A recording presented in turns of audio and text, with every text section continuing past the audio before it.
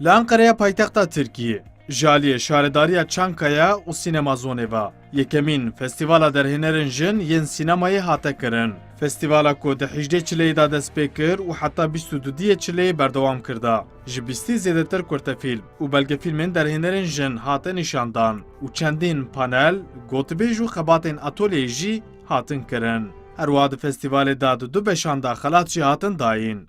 Koordinatora Festîvalê Gülten Taranç li ser armanca Festîvala Derhênerên Jin yên sînemayê dibêje ew dixwazin fîlmên derhênerên jin bigêjin temaşevanan û ji bo derhênerên jin jî piştgirî û fon jî bêne peyda kirin. Kadın yönetmenlerin filmlerini Ankara'da... Em birêya vê festîvalê him dixwazin fîlmên jinan bidin naskin û him jî ji derhênerên jin re piştgiriya finansî peyda bikin. Her wiha em dixwazin pirsgirêkên derhênerên jin nîqaş bikin û rêyên çareseriyê bigerin. Em hêvîdarin ku vê festîvalê her sal çê bikin.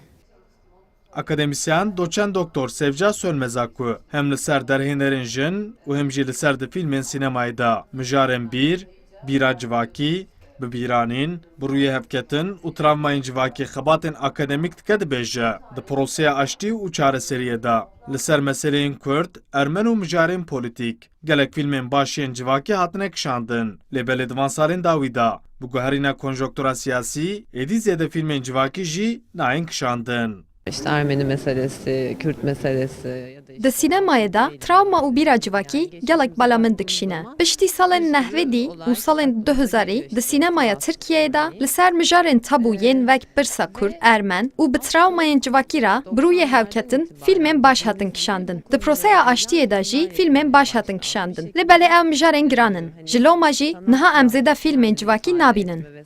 Li Tirkiye her sal bi dihan festîvalên fîlmên netewî û navnetewî tên li darxistin. Wê îsal jî 68 festîvalên fîlman bête kirin. Ji van festîvalan jî bi taybetî Festîvala Derhêner û Fîlmên Jinan yên wek Uçan Süpürgeyê yanî Gêzka Gerok wê cara 23 Fîlmor jî wê cara 18 bête kirin. Omer Sönmez, Kurdistan 24, Ankara.